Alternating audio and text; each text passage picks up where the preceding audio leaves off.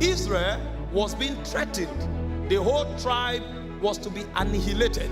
And this verdict came from the throne of the most powerful king in the then world.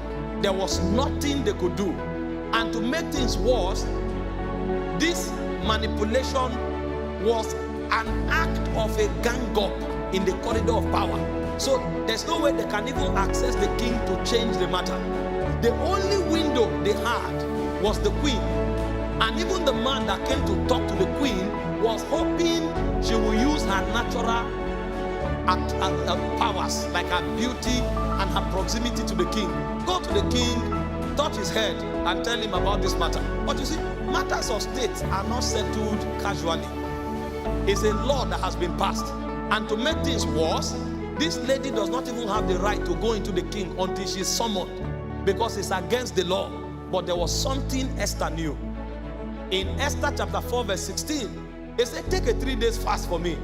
And he said, I will go into the king, which is against the law. He said, if I perish, I will perish.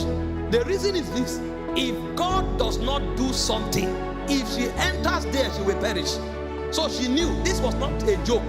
If God does not intervene, she will perish. But she understood the potency and the efficacy of fasting. God of necessity must do something. And when she was done fasting, the Bible said in Esther chapter 5 verse 1, she walked into the court. I was telling them in the first service, there is beauty that is stronger than eyelashes. Foundation and mascara is good, but there is a beauty that has more power than eyelashes. You can barb the whole eyelashes and use something. There is a beauty that is superior to a glowing skin. Your skin can shine like this bulb. There is a beauty that is more powerful. You can't change the heart of a king with your looks. They said the heart of the king is in the hands of God. He turneth it.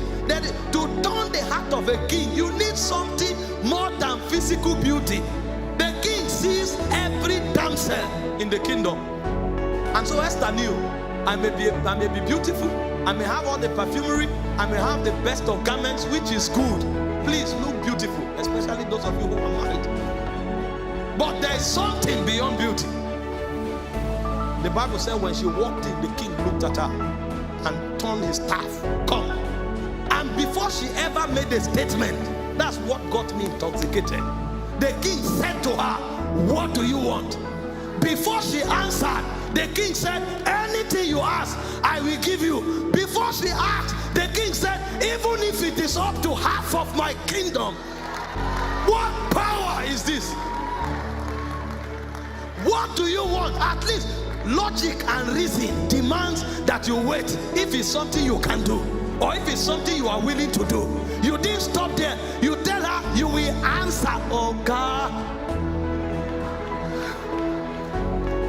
what is good? Are you under a spell? Yes, because favor is a spell.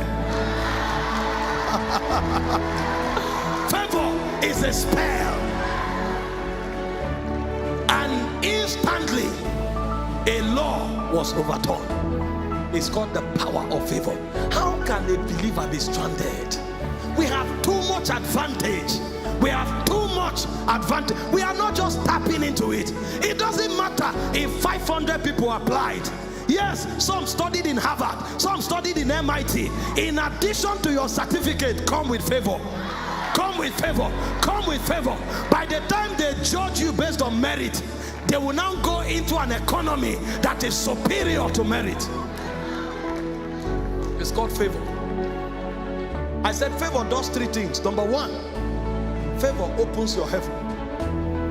Luke 1:35. The angel appeared to her and said, Hail Mary, full of grace, the Lord is with you. You are favored among women. What caused the heaven to open was not her prayer. What caused the heaven to open was not her beauty. It was not even the fact that she was a virgin. There were many virgins in Israel, but you are highly favored. Because you are favored, an angel can be mobilized. And that was not a common angel. That was a cherubim. Such angels, they don't move carelessly. They stand before God. When he came to Zacharias, he said, I am Gabriel that standeth before the throne of God. That's their designation. You don't send archangels. Archangels are participators in kingdom agenda because they are not just servants. They are rulers in the spirit. They are princes in Zion. The Bible said there are 12 chief princes. Gabriel is one of them. But on the strength of favor, it was not just an angel that was mobilized. It was a chief prince. This kind of angel, they can judge you even if God didn't tell them to. Because God didn't tell Gabriel to judge Zacharias. He said, me, I brought you a word and you doubt me, you will be done. That's a chief prince. But favor can mobilize them. Gabriel came into the world only 3 times in human history. They don't come anyhow. Somebody's heaven is opening this morning. The second thing favor does is wealth transfer. It said in Exodus 12:36, God gave favor to the Israelites and they spoiled the Egyptians. They took the wealth of Egypt by favor. Thank God for marketing. Thank God for transactions, but there's something called favor. There's a level you get to. They say, Kai, this thing is worth 10 million.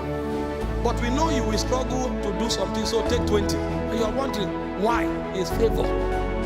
It's favor. It will cost money. Money. There are people money look for. And trust me, you need a lot of money if you will prosecute the affairs of life. But favor is what makes for the possibility of wealth transfer. And finally, favor commands the allegiance of men. Not just men, but even kings. That a king will be willing to serve his own subject on account of favor. What do you want? It's only favor that will make a king ask you, what do you want? Only favor makes that happen.